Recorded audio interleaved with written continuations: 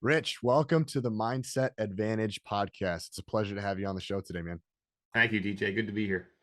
So, we're just saying off air, I read a lot of books. I try to read one a week to keep up with this podcast, and some are good, some are great, some are average. Your book, I sincerely think, Rich, it's an incredible book. The Attributes 25 Hidden Drivers of Optimal Performance. It's one of those books where I got done with it and I knew at some point I'm going to come back and read it again. And I think in order to set the table for what we're going to talk about today, I want to go through the title a little bit. So first, the attributes.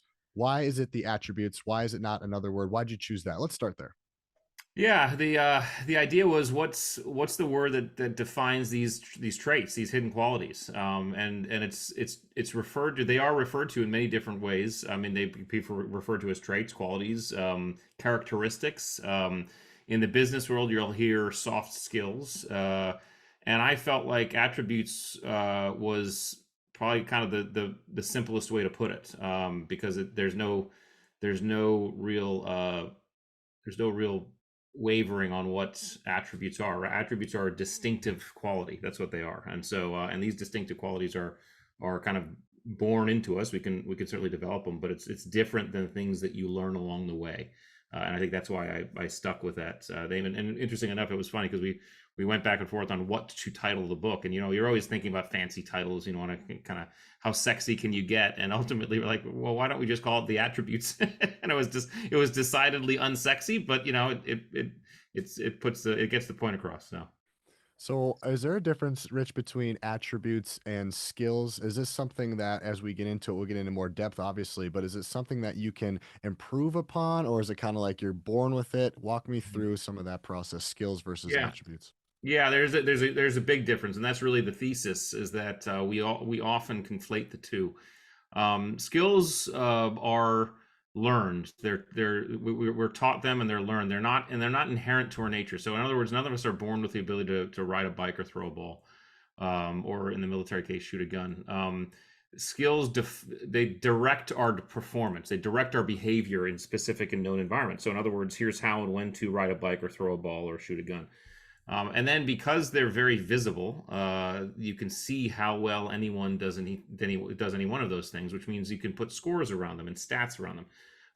But this is also why they often get focused upon when we're building teams or when we're judging performance, because they're the visible kind of easy button. But what skills don't tell us is how we're going to perform in stress, challenge, and uncertainty. Because in uncertainty, in an unknown environment, it's very difficult, if not impossible, to apply a known skill.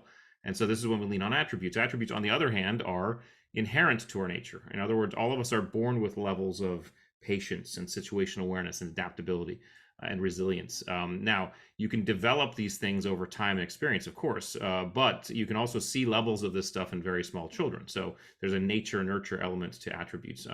Attributes don't direct our behavior. Attributes inform our behavior. They tell us how we're going to show up to an environment. So in other words, my son's levels of resilience and perseverance informed the way he showed up and behaved while he was learning the skill of riding a bike and falling off a dozen times doing so, right? And then because they're hidden in the background, they're difficult to see. They're very difficult to measure and assess, right? How do you measure someone's levels of patience or adaptability, right? So, but they are the most visible during times of stress, challenge, and uncertainty. And so this is when we have to start thinking really carefully about how we are judging performance, because if we're building teams or even evaluating our teams, if we are not taking attributes into consideration, we're missing a huge part of the performance picture. And if we build a team based solely on skills, these are dream teams, the best marketing person, the best graphics designer, the best salesperson, right? The best. Then we are going to build a team that does really great when things are going great, but as soon as things go sideways or the plan goes out the window, that team generally turns toxic, and it's because we lean on these attributes during that stress, challenge, and uncertainty. So just that's a long explanation to kind of answer that second part is, can we develop these attributes? Yes, although they're innate, we can develop them, but we can't do it the same way we do a skill. And the way I describe this is, the real quick, easy way to distinguish whether or not you're talking about a skill or an attribute is to ask yourself a real simple question. The simple question is, can I teach it or can it be taught? Right? So in other words, DJ, you could say to me, hey, Rich, I'd like to learn how to shoot a pistol and hit a bullseye, right?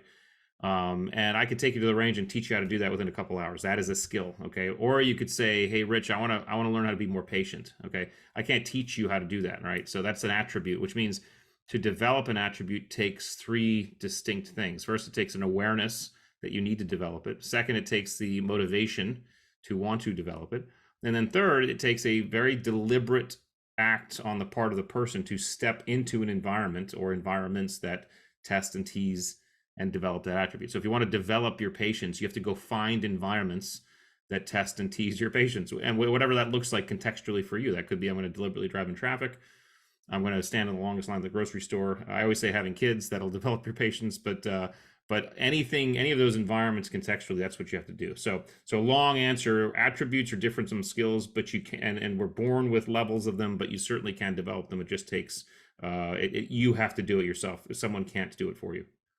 The subtitle, this was eye-opening for me as well. It says 25 hidden drivers for optimal performance. And as I was either reading this or listening to you elsewhere, you shared the difference between optimal and peak performance. And it was one of those aha moments where I was like, because I'm the one that's using the word peak performance. I think I might use it because it's got some alliteration. It sounds nice, but really that's not really the way to go. And from here on out, I'm using the word optimal. Tell the Yeah. listeners that don't know this, why is it optimal, not peak? Yeah, optimal is just more. Optimal tells more of the. It gives us more of the picture. Peak is fine, except peak. All peak is is an apex, right? And there's only one place you can go from the apex, and that's down. And I used to be told a lot, or it commented to me that, hey, you Navy SEALs, you're the ultimate peak performers, and I would disagree with that statement because I would think about what we do and what we have to do. And I said, no, we're not peak all the time. We can't be. And also, and the other thing about peak has to be prepared for and planned for and scheduled. So the athlete, the pro football player has the ability to take his entire week and plan and schedule and prepare so that he can peak for 3 hours on Sunday. Okay. We don't get to do that. And we don't get to do that as Navy SEALs. We don't get to do that as human beings. And so optimal performance is different. Optimal performance says, I'm going to do the very best I can in the moment, whatever the best looks like in the moment, right? So sometimes the best looks like peak and everything's clicking and everything's flow states and everything's groovy, right? Sometimes our best, however, is I am just head down and I'm just nugging it out. And I'm going step by step, and it's hard and it's gritty and it's dirty and it sucks, right? And that is still performing optimally. You are still moving. And so optimal performance allows us to kind of see performance as an umbrella underneath which peak can exist, but also gutting it out can exist, but also resting and recovering can exist, right? You can have all those polarities because you have to do what you need to do in the moment. One of the ways I describe this is I kind of bust a Navy SEAL myth that most people see on the TV and movies, and that is they might see on the TV and movies a SEAL platoon getting ready to do a mission, and they all huddle up like an athletic team getting ready to take the field, and they're all hoo-yawing and high-fiving. Well, that never happens ever, right? In fact, most of the time we'd be in our helicopters flying into combat, and the guys around me would be sleeping. They'd be taking a nap, right? And the reason is because we don't know what's coming. We don't know how long we're going to be out there. We don't know what's going to be required. So we're not going to waste an ounce of our energy doing things we don't need to do. This is performing optimally. The guys who are napping in the helicopter on their way into combat are performing optimally for the moment. And then when we get out, we change that state, right? So that's really that umbrella. Optimal performance allows us an umbrella underneath all performance levels can live, and allows us to pat ourselves on the back sometimes when we're not at peak at all, and it just sucks. I like what you said earlier about the difference between skills and attributes, and I sometimes I think about like a first date scenario or an interview scenario. You're putting on your best self. They're asking you what are your strengths, and you're really gloating on all the great things in your life. But in reality, when you're picking a mate, a partner, I want to know, how do you react when things don't go well? When the internet doesn't work, what kind of person are you? And I think that's what these attributes, if I'm getting you right here, is that it's about when shit hits the fan, who are you really? And in your line of work, 20 years being a Navy officer and SEAL, you probably got to see a lot of chaos and stress. So talk to me a little about, how did you use your time in the Navy to come up with these 25 attributes? And then we'll get into a few of them. Yeah, and I'll do the subtext on that, which we can get into as well, is that that what you just said is what I'm interested in. I'm interested in helping people understand what I call the real us, the elemental us. Okay, who are we at our most raw? Because that's really how we can understand our behavior. And we talk about relationships and marriage. My wife and I have been married for 22 years. right? It's not all fun, unicorns and cocaine, right? It's there's some hard times, right? But we know each other as the real us at our most raw. I was given the opportunity in the SEAL teams for 20 plus years to live in an environment that required us to perform at our most raw, and SEAL training, Buds, was the first place we did that. So that's really what I'm after. That if there's a niche that I'm interested in, it's that, right? And attributes are the first indicators as to how we should. What does our engine look like? What engine are we running with, right? Because, like I usually say, some of us are Jeeps, some of us are Ferraris, right? No judgment there. The Jeep can do things the Ferrari can't do, and the Ferrari can do things the Jeep can't do. But it's good to lift your hood and figure out what engine you're running with, because if you're a Jeep and you're running on a Ferrari track, now you know why there's friction. Okay, same if you're a Ferrari running on a Jeep track. So that's number one. Number two, the reason why I got into it. So when I was in the teams, I was fortunate enough to screen and select and go to one of our very premier specialized SEAL teams. And at this particular SEAL team, they take SEALs from all the other teams, and you have to have stellar reviews, you have to have top performance, you get recommendations, and they come to the command, and we do a 9-month selection process, and only about 50% make it through. So about 50% of these top dudes are not making it through. So I went through that process. I was serving at the command, then I got put in charge of that selection process. And what I was kind of asked to do at the time was try to explain in a more articulate way why guys were not making it through, because up till then we were saying things like, well, the guy couldn't shoot very well, the guy couldn't skydive, and that very well, it didn't make sense, right? Because these were all skills based. These were all guys who had shot more rounds than most regular Army dudes in their lifetime, had made more parachute jumps, right? So this skills based reasons weren't sitting well for them or us. And so that's when I really deconstructed the performance picture, and I said, hey, we're not actually looking for the best shooters. We're not looking for how well a guy can shoot or how well a guy can skydive. We're looking for how they operate in the environments that we're asking them to operate. And these environments require attributes. And so we didn't have to change what we were doing in terms of the training we were putting guys in, but what we did was we changed the optics from which we're reviewing. So instead of saying, hey, that he's failing because he's not shooting very well, it's like, no, he's actually not. He's failing because he's not resilient enough in this moment. He's not situation aware enough. And so it really became a sense of me helping us understand performance at a different optic and a much deeper level of performance, because that's ultimately when we're talking about in any profession, especially spec ops, where you're talking about building a team that is designed to operate in stress challenges. I mean, that's the whole mission, is to jump into chaos and figure it out. You have to look at these attributes. And it was I thought back on my own Navy SEAL training, all the things they made us do in BUDS, which is basic underwater demolition SEAL training, and in that course, not 6 months long. Again, that one has like an 85-90% attrition rate. They had we spent hundreds of hours running around with big heavy boats on our heads, and hundreds of hours exercising with 300-pound telephone poles. And at the time of me doing this work, I'd already done hundreds of combat missions overseas and thousands of training evolutions, and never on one did I carry a telephone pole, right, or a heavy boat on my head.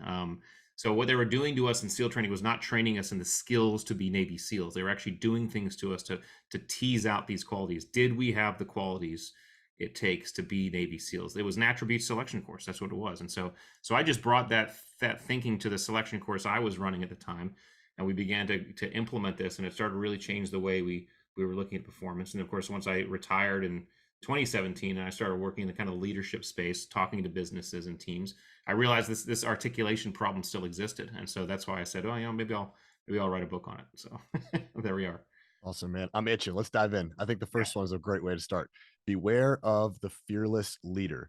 Courage, the ability to manage fear in order to confront danger, difficulty, or pain. You talked about when you're flying into a mission that guys are sleeping. And I would imagine if I'm up there with you, Rich, I am shaking and trembling in my knees, man. But you guys have a different way to go about it. And I really like what you said on a previous podcast about it's not that SEALs don't experience fear. We do. We're scared too. We have fear too, but we have a process that we have developed. Walk me through the fearless leader and the process of fear. I find it so fascinating.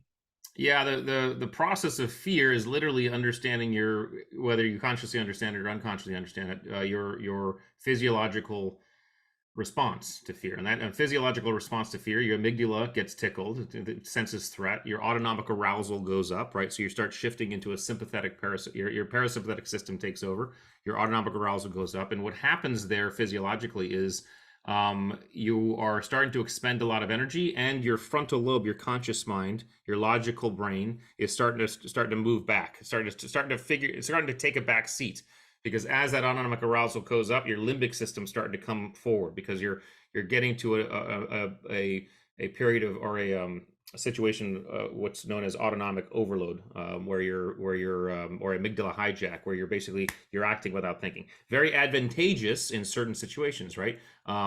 You touch a hot stove, you don't want to have to think about moving your hand away, right? You see a bear, you know, you don't want to have to think about running, right? You know, depending on the bear, of course, right? But it could be advantageous. In most cases, though, it's less advantageous to have your limbic brain take over. You want to be able to actually engage your logical brain and make decisions in that environment. So the process that we use, and again, this is largely unconscious. I've only begun to deconstruct this neurologically. The process we use, it has to do with us first managing our autonomic arousal, second asking logical questions about our environment, and third focusing on something we can take control of in the moment and moving towards that. That's what that is. And so that's how we manage our fear. But we certainly have fear, and fear is not a bad thing. And the reason why I say beware the fearless leaders, because fear, if someone has no fear, they also have no courage. Courage can only be accessed through fear, right? This is neurologically proven, by the way, right? So if someone is fearless, they are not listening to our nature's designed risk assessment tool, all right? And that's the person you don't want to follow, because they're gonna get you killed pretty fast. So that courage is an important attribute. Can you went over that really quick. There's three steps there. Can you go back on those three steps? Yeah, step one is manage your autonomic response. So you're bringing your stress and anxiety down. Step two is ask questions about your environment. Basically, things like, what can I control in this moment? What do I need to focus on in this moment? And then three is focus on that and move. Right, that's what that is. And that allows you the ability to take action. And those steps can be as long or large or as small as you want them to be in the moment. That's going to be a subjective decision in the moment, but those are the three steps. And I see some anxiety written in there too. You know, a lot of athletes I work with, they feel a lot of anxiety, whether it's performance anxiety and fear of others. And these three steps, Rich, what I really like about them is that they're very productive. They're not it's not thoughts about, oh, what if this happens, or assuming the worst case scenario. It's, hey, bring myself down autonomically. Maybe that's a breath, asking questions about it so we can get really focused on what's inside of and outside of our control. And then let's focus and move. It's very forward thinking. I'm just trying to think from my lens, Rich. I'm not in the Navy SEALs. I'm not anywhere close, but kids I work with in the high school field, Yeah. this is real too. Fear is real with everybody. It is, and fear is a response to a full environment, usually an environment of things. Obviously, you could be afraid of a single spider, but it's really more of there's an all-encompassing thing that usually fear is attached to. And so this idea of focusing on something helps bring your view into a myopic kind of tube, so that you can deliberately block out everything else. So I just, in your world, I would think about, because you said you work with athletes, the pitcher who's having trouble, you know, to be able to say, you know what, forget about everything else. I'm just going to focus on this one pitch, right? Nothing else matters in this moment other than this one pitch. And that type of focus, that kind of deliberacy will actually bring down that fear and get that person a little bit more locked in, right? And that's what I'm talking about. Very cool. I want to go to the next one here. So fall 7 times, get up 8. This is perseverance, constant in doing something despite difficulty or delay in achieving success. And what I would really like to hear, I love this part about the difference, Rich, between persistence versus tenacity versus perseverance. I think a lot of these words people kind of just throw out and they don't really know kind of the depth of the meaning behind it. But what I love about your writing is you really decipher between it's more this and not so much this. So those three, can you break those down? Yeah, by the way, I love that. I love the etymology. I think etymology is words, entomology is bugs, etymology is words. But I love the etymology of words. I hope I got that right. But and it matters, right? So persistence and tenacity, those two things make up perseverance. Persistence is a stubbornness in doing something because you know that if you keep on doing it that way, the same way, a result will happen, right? That's persistent. That's the stonecutter approach. I'm going to tap this stone in the same place 100 times, even though nothing happens. But on that 101st tap, it's going to break, right? Tenacity is I'm going to try something, and if it doesn't work, I'm going to change. I'm going to change my approach and try something new, right?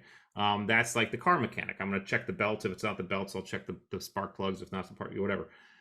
What you don't want is the tenacious stonecutter, okay? Because you'll never get the stone cut. And you don't want the persistent mechanic because that person will just check the belt over and over and over again. What you want both of those people to be perseverant. Perseverance is a combination. It's the ability to kind of modulate between the two. You throw some mental fortitude in there, and mental fortitude, not really an attribute. It's actually probably a result of some of the other grit stuff, but you throw some the ability to kind of modulate between the two, and you have the perseverant person. So perseverance is the ability to kind of understand when to be persistent, when to be tenacious, and how to move through continuously, kind of power through environments or challenges. Yeah, because I think sometimes what happens is people they want to be persistent, but maybe they get bored, and so they kind of switch to another task, and that's what you kind of talk about is tenacious. Is maybe they do work hard, but they're so all over the place they can't stay Yeah. focused on one task at a time. Yeah, tenacity should not be confused with just impatience, right? Now, tenacity requires a little bit of impatience, but impatience over-indexed can hurt productive tenacity. My favorite one is the next one, and it's because I haven't heard it before. I don't know why, but I just loved the part about be like the frog and adaptability. This is so cool to me. Talk to me about the frog versus the dinosaur. Yeah, well, the frog. I mean, the frog as a species has survived about five extinction level events on the planet. It's been around for hundreds of millions of years and has survived them. And it's because the frog as a species is very adaptable. You have frogs that if that live in the water if they need to. If the water gets too hot, they can live on land. The different types of species of frogs are quite incredible in terms of what they can adapt their bodies to do. But this is why they have survived, their adaptability. The dinosaurs could not adapt. And so adaptability really means how willing and able are we to adapt ourselves when the environment changes around us outside of our control. How able are we to kind of flex and move with that? And that's adaptability. Adaptability has everything to do with reaction, right? It's not there's not really a proactive adaptability, right? That's kind of more deliberate change or pivoting, right? But adaptability really is about reacting to something, and the more adaptable wins in the evolution sense. So Absolutely. I'm sure you have your favorites among the 25. This is probably my favorite because man, I want to be next to somebody that is adaptable. When shit hits the fan or when things change, you're able to adapt. And I really like the one word if we're really picking out the words here in the description here, the definition, the ability to quickly and calmly adjust to changing circumstances and situations because I think we can all adapt with some anger, frustration, stress, but Rich, to do it calmly, that's another level. it is, and also you have to think now. Any of these attributes taken to the extreme is a bad thing. So even too much adaptability can be bad. I mean, too much adaptability means you're kind of a limp noodle. There's no spine, to put it metaphorically, I guess. So there's a sweet spot depending on what you need, but in most cases, a reasonably high level of adaptability is a good thing. You don't want to over-index, but low adaptability is just raw stubbornness, and that's pretty bad as well. Sure. But yeah, I think you have to find the sweet spot for adaptability depending on the niche that you're in. Some niches require more adaptability in terms of sweet spot. Some require less. So whatever that number is going to be different depending on what niche you're living in or operating in or performing in, and that's where you want to hit it. Yeah. This might be a tough question to answer, Richard. I'm putting you on the spot a little bit, but what do you think about somebody who struggles with adaptability? And I'm sure it's very situational, but any Mhm. advice you'd give to somebody who struggles in this area? Yeah, the the buttress to adaptability that we can control is open-mindedness. So in other words, if we can be deliberately more open-minded or even deliberately more curious, that will help us with adaptability. Because what that'll do is that'll tend to put us into environments that are different than we expected, that we're not really used to. So that helps with adaptability. But ultimately, any of these attributes can be developed by the same way I told you. Find environments that require adaptability and throw yourself in them, and then you will practice it. So, Awesome. The next one here I really like as well. The benefits of the little strategies is about resilience. So the ability to rapidly return to one's baseline emotional and mental state after a stressful, traumatic, or even triumphant event. And I really like this part in the book. If you don't mind me reading, it says, imagine your life represented by a line plotted on a page. The line moves from left to right, from the past into the present, and it extends a little bit more with each passing each day. If your life was uniformly calm and pleasant, neither aggravating nor exciting, that line would be flat and level. We'll call that your baseline, and it's where you're most comfortable emotionally, mentally, and physically. But the line is rarely flat, of course. It undulates, rising and falling like an irregular wave to mirror the highs and lows of your life. There are minor squiggles along the line because that's how life works. Traffic makes you late for an important meeting, and the line drops a bit. The meeting goes up, goes better than expected, and the line rebounds, maybe even bounces up a little. There are bigger swells and deeper troughs too, successes and disappointments, some more intense than others. Occasionally the line spikes, representing your greatest achievements, and sometimes it plummets. Maybe your spouse divorces you, or maybe you get fired, or maybe you step on a landmine. Talk to me a little bit about, I could keep going, but let's stop there. Talk to me a little bit about that. I like that analogy of the line. yeah. Talk to me about resilience. Yeah, I mean, resilience is often confused with perseverance, and it's not. Resilience is not about powering through. Resilience is about recovering properly, and the recovery comes in two different forms. You recover. You need to recover when something bad happens, but you also need to recover when something good happens, because this baseline is this sweet spot. This baseline is really where we need to be. Now, we that baseline can be moved. It can shift, but that depends on the way, the effectiveness to which you recover. So the reason why resilience is important, obviously, is because you think about the grit attributes. You need courage, you need perseverance, and you need adaptability. So you need the courage to move through. You need the perseverance to keep doing it. You need the adaptability because the environment's going to be changing all around you. And then, if you want to continue to be a gritty person and not run yourself into the ground, you have to have resilience, right? You have to be able to come back to baseline. So resilience allows us to continually be the gritty person, because if we're low on resilience, we will burn out. So someone can be high on all of the other three and low on resilience. You're going to watch someone slowly burn out, and that's why it's so important. Interesting. As we wrap up grit here, I would love to hear, Rich, do you have a story? We like hearing stories. Do you have a story about, and there's a ton in the book. By the way, you guys read this book. It's phenomenal. Is there a story about one of these four that you'd like to share? Maybe it's all four, one of the four that the listeners could enjoy it with the grit attributes. Well, again, there are some great stories in the book, so I won't spoil those. I mean, I think courage is always the most fun, because courage is really about stepping into the fear. And people have asked me, well, how can I? I mean, you're a Navy SEAL. You were a Navy SEAL. How can I even compare to that level of courage? And what people have to understand about courage is that fear shows up physiologically in human beings the exact same way. Context might be different, yes, but it's the exact same way. And as such, depending on how you absorb that fear, also is contextual. So that what that tells us is that a group of me and my buddies in the middle of Afghanistan in a gunfight with Al Qaeda could in fact be feeling the same or even less fear physiologically than the kid that you just asked to stand up in front of the class and give a presentation, right? That kid actually could be feeling more physiological fear than the SEALs in a gunfight, right? So it's a very interesting. First of all, it's an interesting aspect because it allows us to understand and have empathy for others. But the cool thing is it also allows us to understand that you can deal with fear the same way as human beings, right? Whether you're in a gunfight in Afghanistan or giving a presentation in the sixth grade, you can deal with fear physiologically the same way. So I think that's if there's any story, I want to just make sure people add their own stories into these things, because all this stuff is very contextual and it takes some real introspection. Cool. As a mental performance coach, I was really hooked in on the mental acuity attributes, and you said that the most underrated one is it's a hard one, compartmentalization. and Yeah. it's the ability to effectively chunk an environment or situation into meaningful pieces, then focus on that which needs immediate attention. One, why is it the most underrated? And two, can we just break it down a little bit? Yeah, it's most underrated because it's exactly what I just told you in terms of how to deal with fear. That's what it is. Basically, the process I just laid out for you is compartmentalization in a nutshell. It's the ability to understand, look at an environment, ask questions about, hey, what do I understand? What do I need to prioritize? And then focus on something to prioritize and drop out everything else. That's compartmentalization.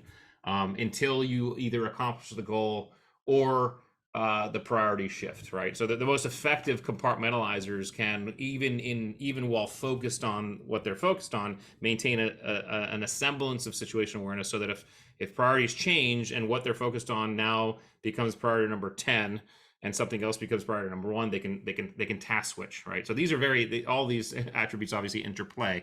But the reason why I think compartmentalization is so important is because it is, in fact, how you step into discomfort, challenge, and stress and uncertainty. That's how you do it. That is how. And I would say every guy who makes it through Navy SEAL training has a nice, healthy level of compartmentalization. You have to, because you're not going to make it through if you don't. And you need to show up on day one with that level, right? You can't develop it on the spot, but so you can hyper develop it, which we all do, but you need to have an semblance of that of a high level just to show up in the first place. But it's really very important in just moving through stress, challenge, and uncertainty. And is the highest level, Rich, is the goal basically to have the highest level, meaning that my speed is faster so I can compartmentalize faster than the guy next to me? Is there a speed component to this as well? Well, it depends on what you're doing.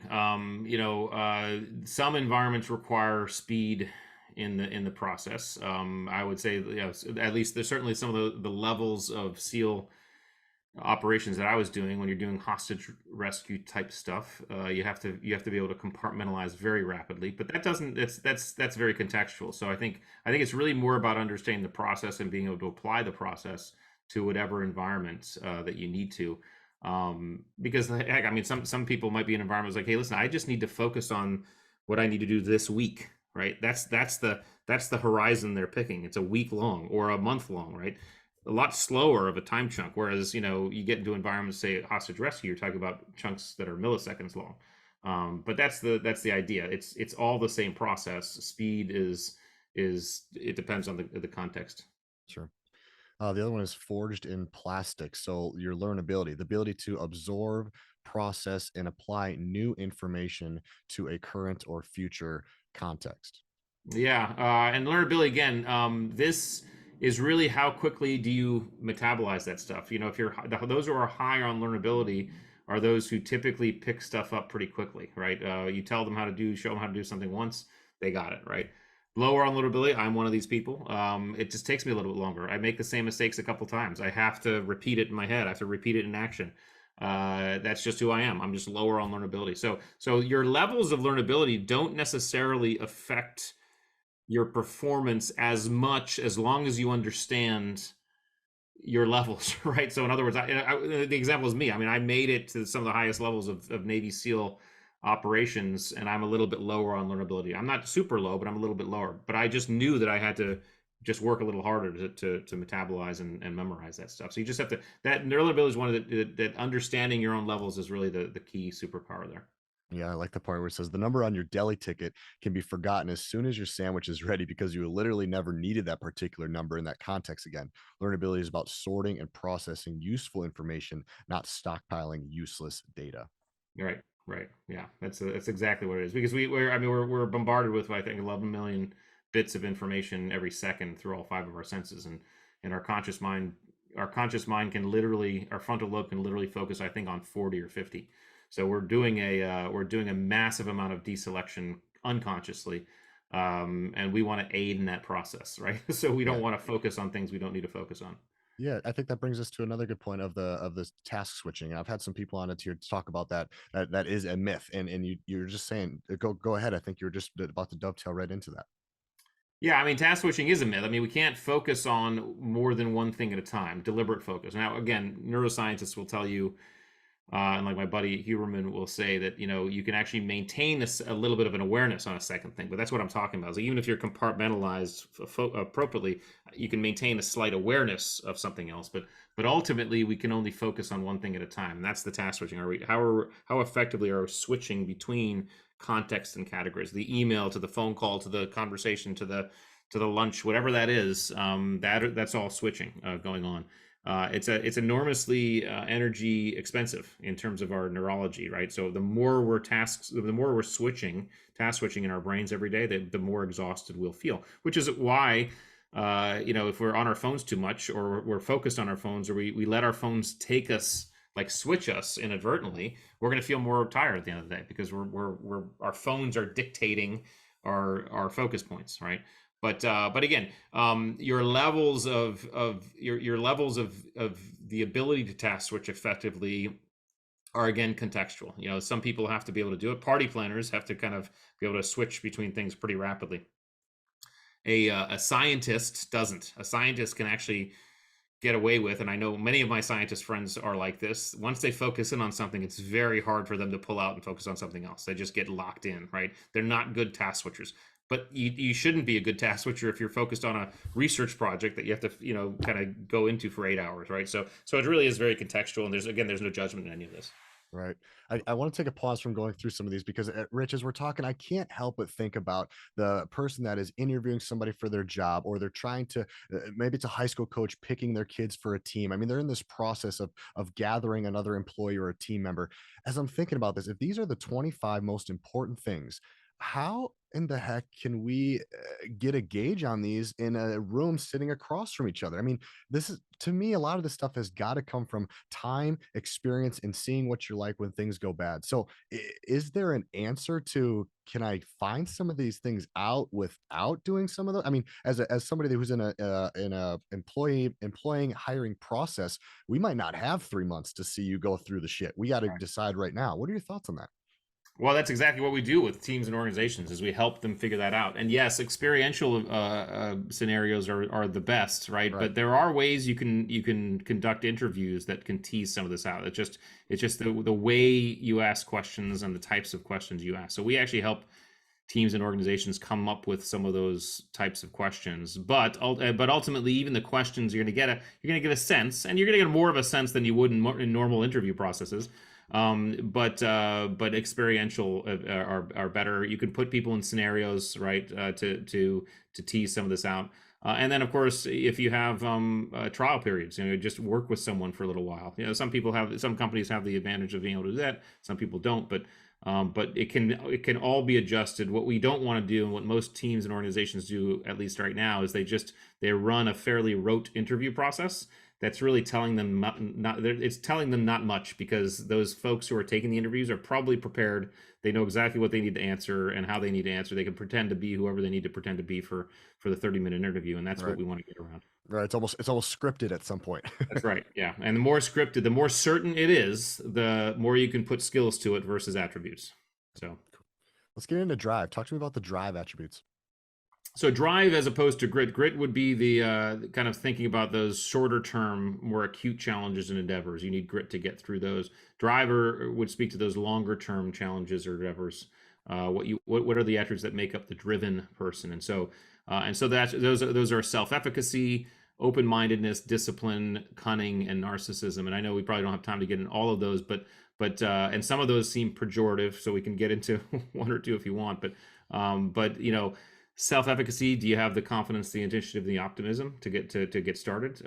Open-mindedness, we talked about. Or can you be open to the environment around you? Because the closed mind is not going to go very far. Discipline, can you understand what is required, what wickets and processes are required to accomplish a long-term goal, and be disciplined in your ability to kind of get those accomplished, but also be able to kind of get hit by different angles and waver. And then, of course, cunning and narcissism. And we probably want to, let's dive a little bit more deeply into narcissism, because people always want to. But cunning, real quick, it's not pejorative. All it is how you solve problems. The cunning mind looks at problems and asks immediately three questions. The first question is, are there rules and boundaries? The second question is, are they real or are they perceived? And the third question is, if they are if they are real, what happens if I break or bend them, right? That's what the cunning mind asks. And then the cunning mind goes about seeking ways outside the box, outside the traditional thinking. That's the cunning. And cunning can be used malevolently, like Bernie Madoff, and it can be used benevolently, like Oscar Schindler, right? But cunning is not judgmental. It's really just solving problems. Finally, narcissism, which people usually get tweaked on. Narcissism is just literally the desire, at a basic level, it's the desire to stand out, being recognized, and be adored, right?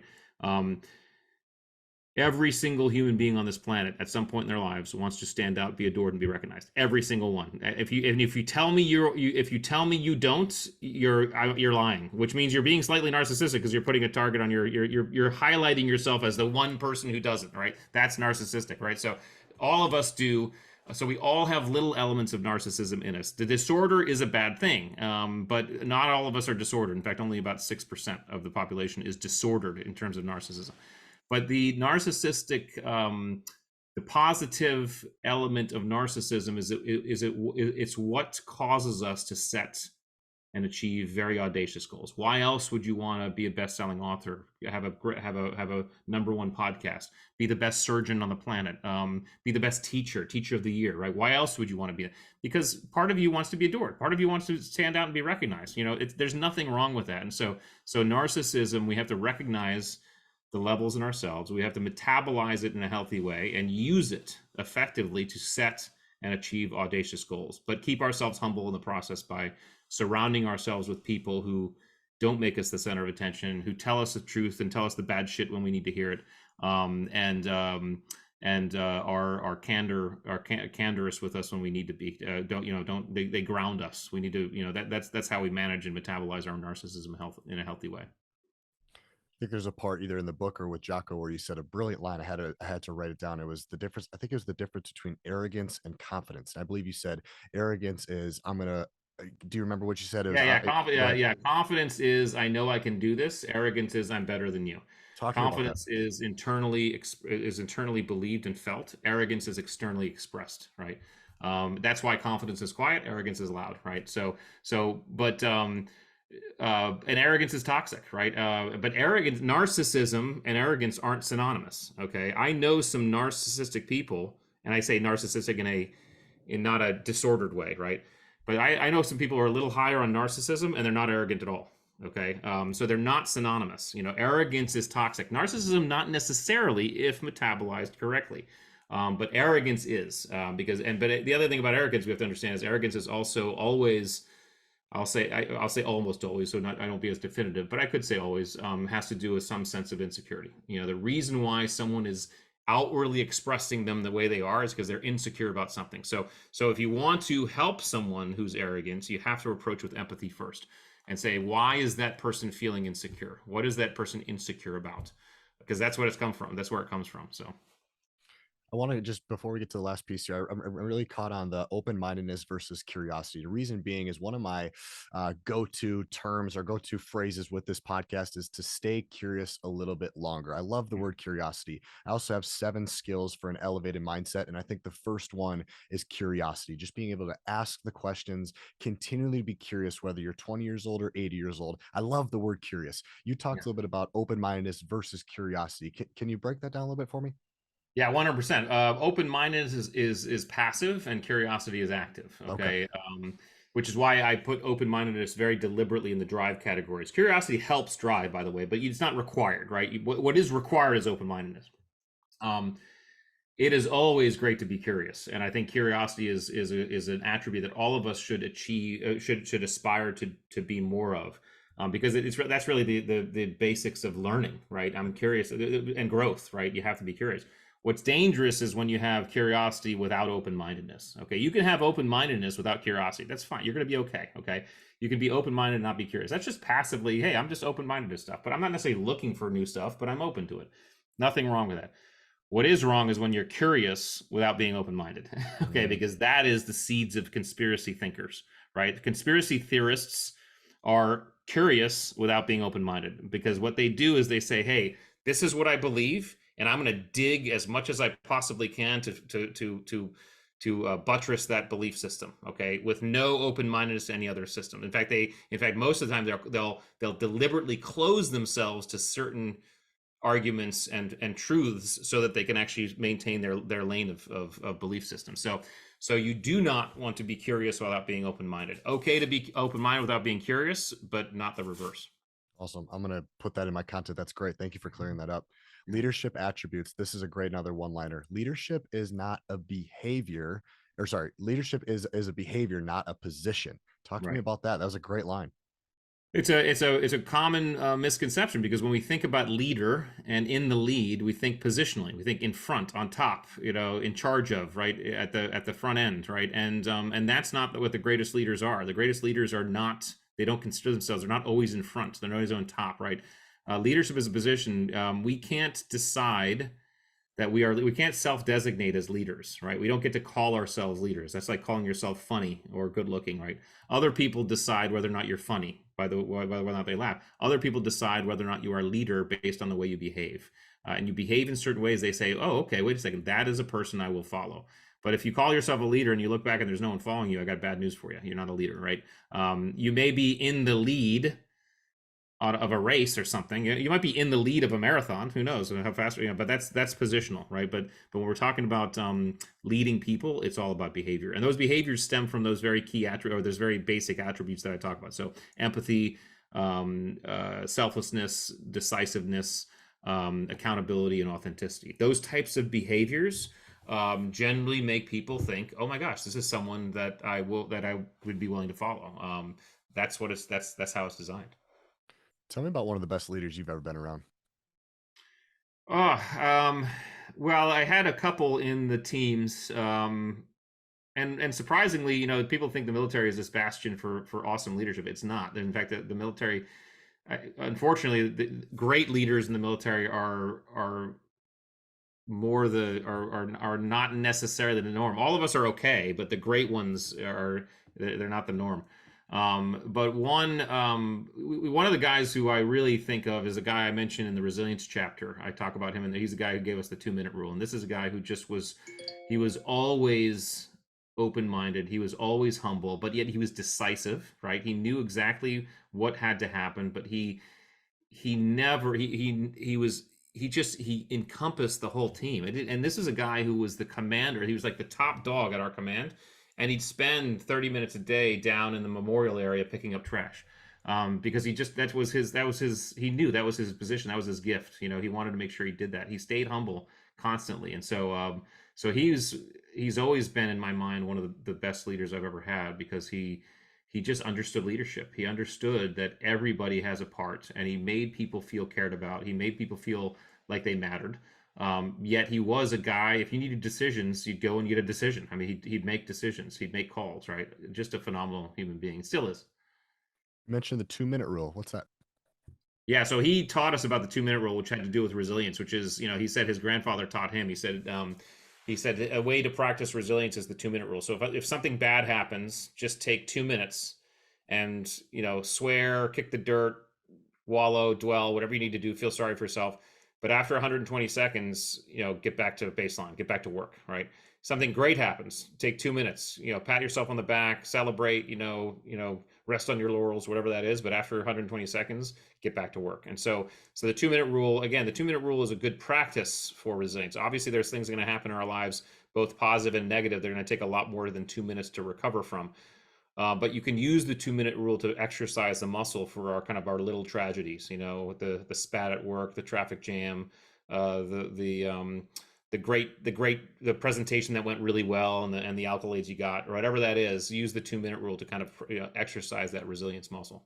I keep coming back to that line analogy, Yeah. man. I just love that up and down. And I think a really key component though, Rich, is the up as well, because Yeah. some people might think, "What? I'm feeling good. Everything is great," but that's not where you want to live either. We want to get almost. I think the word might be neutral. We want to get to neutral. What are your thoughts Yeah, on that? somewhat On neutral, going because from high again, to down. Yeah, go ahead. yeah, because again, we have to understand. Obviously, everybody knows it's very intuitive as to why staying on the downside is bad, but not. It's less so for the upside. But the upside, if you stay up there, you risk arrogance, you risk complacency, you risk believing your own hype, and that is bad. That could be as destructive as staying on the bottom. So when great things happen, get yourself back to baseline, humble yourself. And again, humility is not about just showing weaknesses. Humility is about being transparent about both your strengths and your weaknesses. It's about being letting it all out there, laying it all out, both strengths and weaknesses, so your teammates can see. So you get back to that baseline. That baseline is the humility line, really. That's like, hey, this is what I'm great at. This is what I'm not great at, and I'm just moving forth. And if I can get, and also, by the way, this helps us enjoy life, because I always say, life is like a roller coaster, And I ask people who like roller coasters, how many of you would like to go on a roller coaster that only went up? Right? No one. How many of you like a roller coaster that only went down? No one. Okay, a roller coaster is fun because it goes in loops and highs and lows and curves, and that's life. And if we're not deliberately getting ourselves back to that baseline, we're messing up our ride. Love that. So, leadership, empathy, selflessness, authenticity, decisiveness, accountability. As we wrap up, I didn't think we were going to get through all of them, but how are those different than the last few, which is the team ability attributes? Yeah, I mean, not too much different, because team ability, just like leadership, cannot be self-designated. You can't designate yourself a great teammate. Your teammates have to designate you a great teammate, and they do so based on the way you behave with them as a team. So these attributes seed this behavior: integrity, humility, conscientiousness, and humor. Okay, those attributes allow us uh, appropriate behavior and effective behavior to deal with other human beings and be on a team effectively. And so if you have the right levels of those, it's likely that you are considered a great teammate, just like you are considered a great leader. However, leadership and team ability, they're fairly intermittent. You can't be a great leader without being a great teammate. And you can't be a great teammate without being a great leader, because the truest teams, everybody understands when they need to step up and step back, right? That's, it's a constant swapping of the leadership. So both, they're very symbiotic. Tough question here, and it's probably similar to asking who's your favorite child. You can't really answer, but between the leadership, what's your favorite leadership attribute, and then what's your favorite team ability attribute? If the best leader has this and the best teammate has this, what would you pick? Yeah. Easy. Yeah, it is a hard question. So I'm going to say favorite, not best. Okay. Okay, because that's a key distinction. My favorite team ability is humor. My favorite team ability attribute is humor, because that's just, I've never been on a high performing team that doesn't have a really awesome level of humor, and that's what I miss the most about the teams. But it can't be the only one. But it's my favorite. My favorite leadership one is probably accountability, because I think the leaders who are accountable, they do not place blame. They absorb blame, and that process is a really powerful process of taking control and solving problems and getting people better. When you can assume blame and assume control, you now have the tools. You now are in a position where you can act and do more things, and so that's why I think that's probably my favorite. But again, singularly, they're inert. They have to be mixed with some of the other ones to actually have great leadership and great team ability. Right. And what might be your favorite might be somebody else's not so favorite, because it really Right. depends on what you want out of your leader. Very good. Right. Sweet. Well, as we wrap this up, so we have the grit attributes: courage, perseverance, adaptability, and resilience. The mental acuity attributes, attributes, sorry, situational awareness, compartmentalization, task switching, learnability. The drive is self efficacy, discipline, open mindedness, cunning, narcissism. Leadership is empathy, selflessness, authenticity, decisiveness, accountability. And then team ability is integrity, conscientiousness, humility, and humor. As we Yep. close down here, I think I heard you say somewhere that somebody that we can do some testing on this. I like leaving with some action items. What Yeah. can my listeners do? And me included, man. I want to know where do I sit on some of this stuff? What can they go do right now? Well, you definitely go to the website, theattributes.com. You can check out the book, but we also have some free assessment tools right now on there for the grit attributes, the drive attributes, and the mental acuity attributes. So you can take that assessment. You can see where you land on some of this stuff. We're just releasing a leadership and team ability. That's a 360, or you need raters for that. So that's going to be presented here soon. But yeah, go check it out. Check out the book. Check out the assessment tools and see where you start falling on this stuff. Use it as a guide and start asking yourself some questions about your performance. What a great idea about the 360, because I'm just thinking you could fill all this out and give yourself 10 out of 10 Oh on yeah, all yeah. this stuff, right? But really, I need to hear from somebody else. How persevering do you think I am?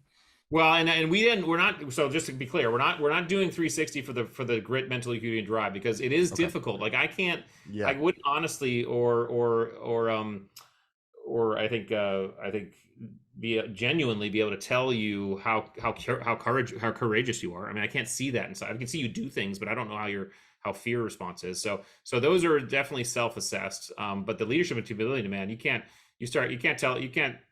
judge how humble you are. You can't judge how selfless. That's all about how other people perceive you. So it has to be a 360.